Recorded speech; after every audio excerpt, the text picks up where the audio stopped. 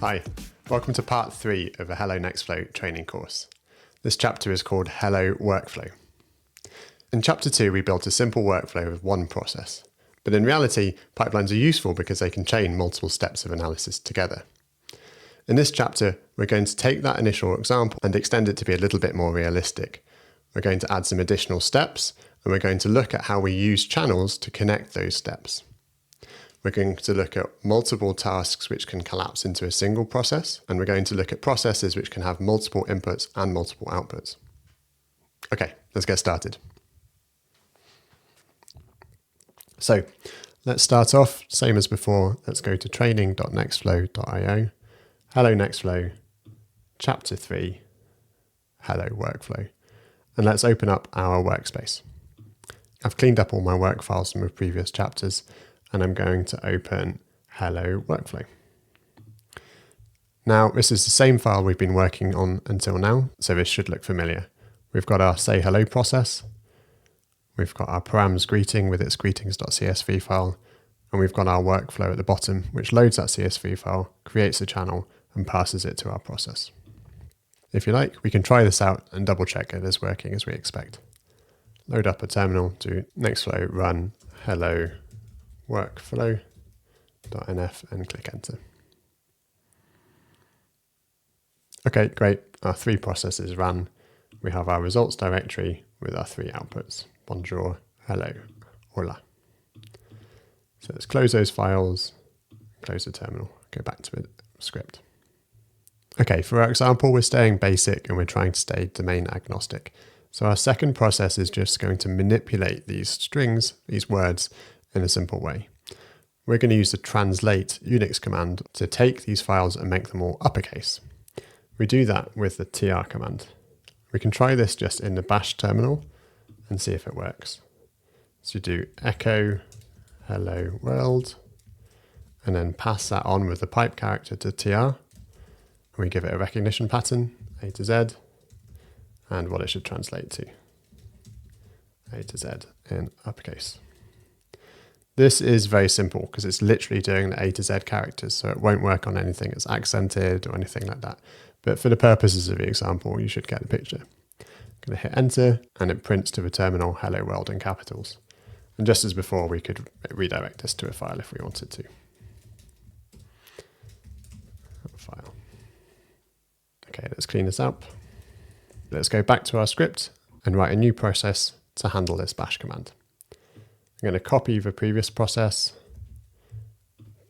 paste it underneath, and call it convert to upper for uppercase. I'm going to use the same published here results, but I'm going to make a few changes here.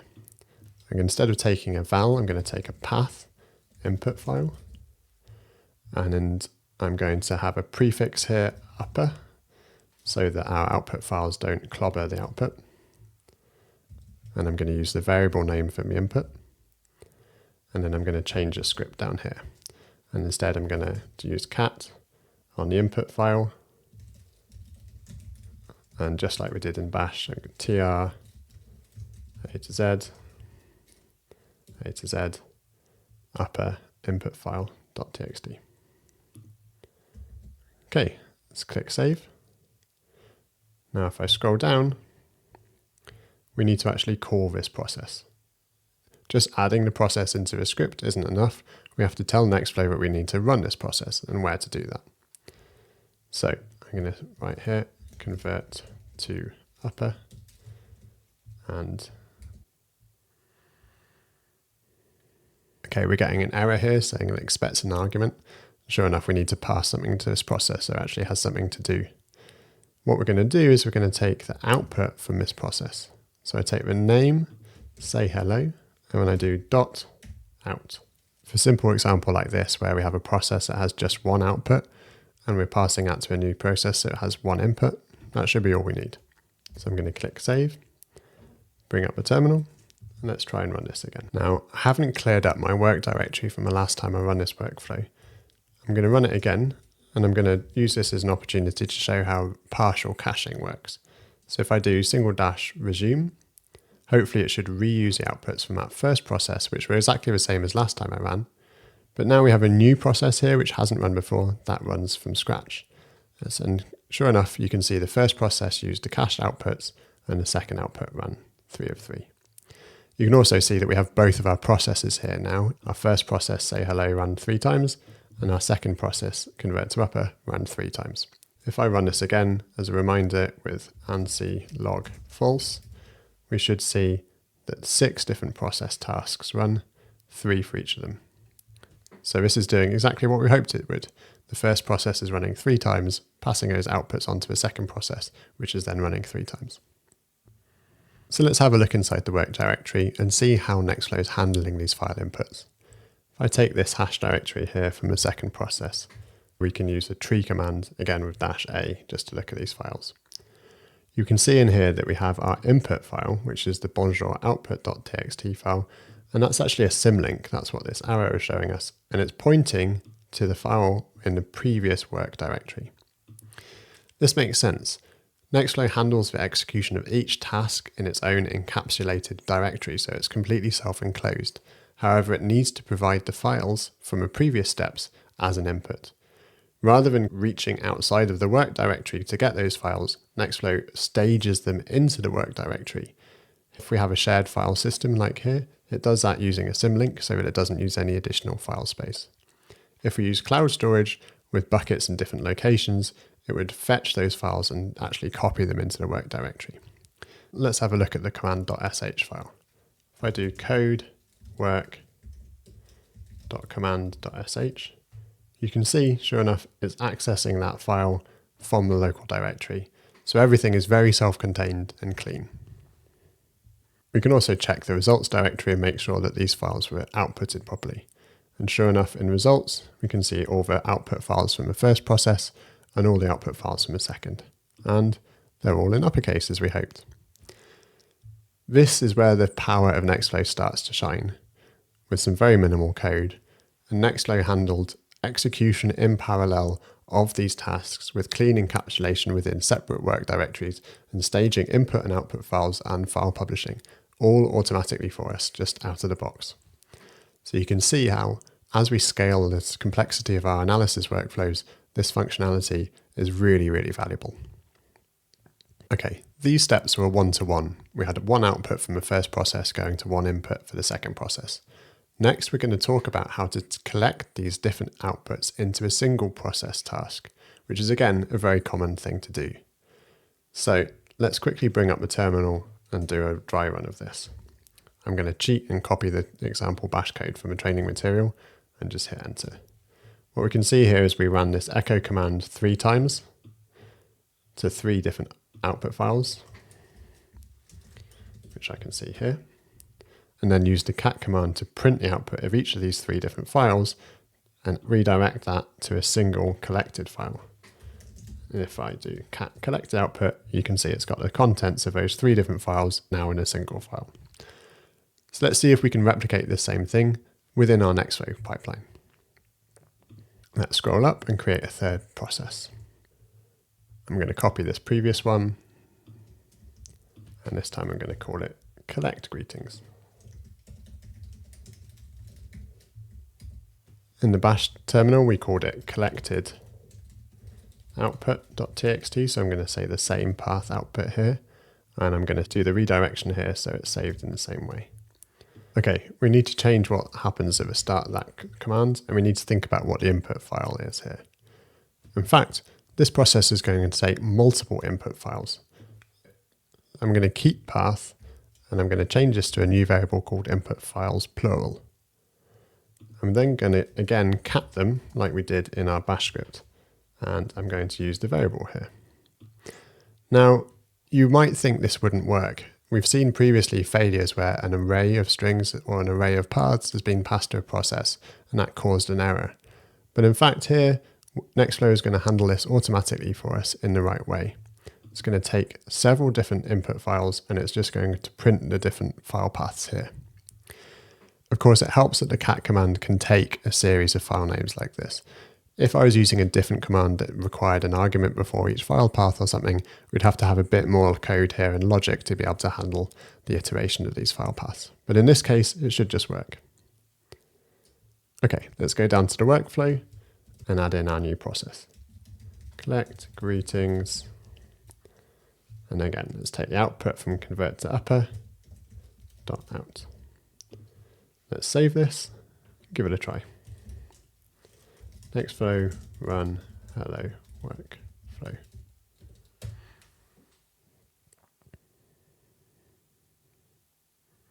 Okay, the workflow ran, but something's a bit strange here. We've got 3 executions of the first step, which we expect, 3 tasks for the second, but we also have 3 tasks at the end, when we expected to only have a single task here, merging all the outputs. If we go into our results directory, we also see the collected output only has a single value, rather than all 3. This is because that output file was overwritten 3 times with 3 different values. This makes sense because we passed one output to one input here in the same way as we did in the previous step. So we need an operator here to take this channel with 3 elements and collapse them to a single element so that that final process only runs once. To do that, we're going to use the collect operator. I can do this directly within the workflow.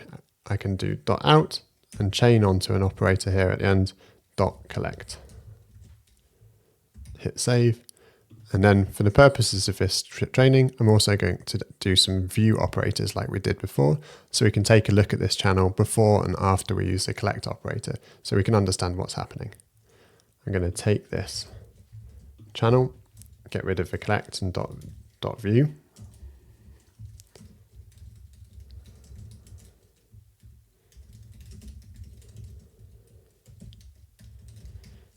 Greetings, and then I'm going to duplicate this line, add in the collect operator, and change that to after. This is separate to where we're calling this, but that's fine because we're using the same operator calls on the same output channel. Okay, let's hit save and let's try it out in the terminal. I'm going to do Nextflow run hello workflow, rerun our script. Okay, this is looking better. As before, we can see the first 2 processes ran 3 times, and now our final process only ran once. If we look at what was printed by the view operator down here, we said before collect, which is this output here, and that's printed 3 times, and you can see there's a single path for each one of those. And then after collect, you can see that we have this array of 3 paths. So that's as we expect. Okay, let's check the results file and see if it's what we expect this time. Sure enough, there are now 3 lines in the file. It successfully concatenated these 3 outputs into a single output file. Fantastic. Okay, I'm going to clean up and let's go on to the next step.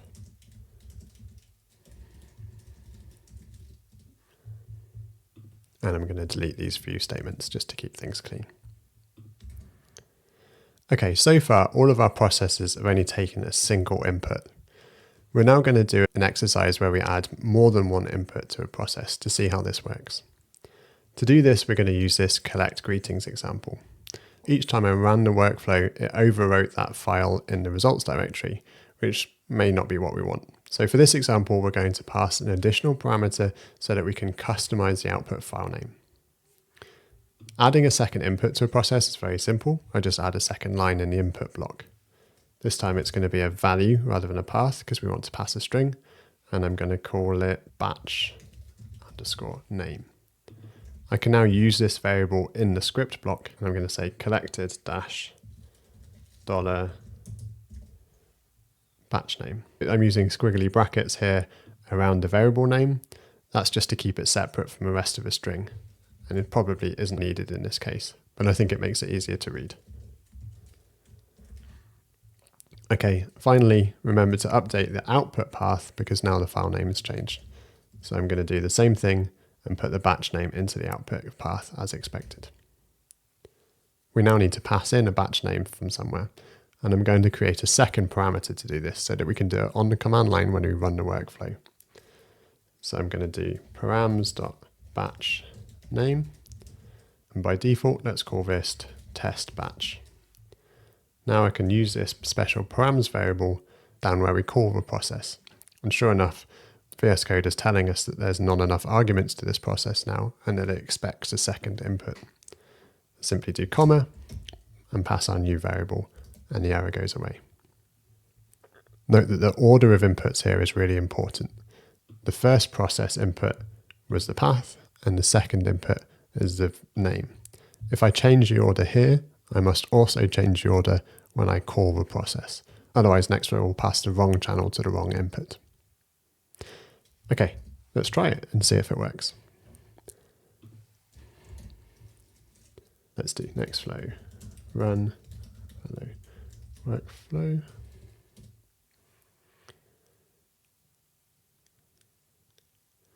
Okay, it ran as before. Let's have a look in the results directory. Sure enough, our file name here is now called collected test batch output.txt. Fantastic. And now let's see if we can overwrite that by running again. This time I'm going to do -- batch name to match that special parameter variable name here. And I'm going to call it demo output. Run the workflow again and we'll see if something happens. Okay, now we have a collected demo output.txt. And because this file name is different to that one, it hasn't overwritten it. Both are now present in the results directory. Okay, so there we showed giving multiple inputs to a process, but how about multiple outputs? For this example, we're going to calculate the number of greetings which are processed and output that as a secondary output for this collect greetings step. We're going to do a bit of a trick here. Nextflow processes have a script block with a multi-line string, and that is passed as bash output to the .command.sh. But we can actually write any custom code above that, and that will be executed as part of a task, but not included within the bash script. One of the built-in functions in the Nextflow syntax is called size. So I'm going to take the path input, and I'm going to say count _ greetings just to define a variable name. I'm going to take the input files and I'm going to call size on it. This function will count the size of this input channel and assign it to a variable. We can now return that variable as part of the output block. So we say val, because it's a value, not a file, and count greetings. Now this is enough by itself, and we could now access these different outputs from this process. However, we'd have to access them in a positional manner, so using an index key such as 0 and 1. To make it a little bit easier to get at the outputs, we can name them, and we do that by using an emit statement. So we do comma, emit out file, or whatever I want to call this, and I do here emit count. This is basically just a decorator which just helps us write slightly cleaner code so that we can easily reference the specific outputs later in the workflow block. Okay, if I scroll down to the workflow block, I can now take the outputs of collect greetings, do collect greetings.out, and we can see our two named outputs are suggested here by the VS Code extension. Very handy. So I'm going to do .count to get the count value that we've just created, and I'm going to do view so that it prints it to the command line so we can see it when we run the workflow. Let's write something in the closure here just to make it a bit nicer. Num greetings. There were greetings. And we don't actually care about the other output because we're not using it as an input for any other processes. But you can see how we could easily pass this as an input to another process if we wanted to downstream. I'm going to click save. Let's have a look at the terminal and try it out.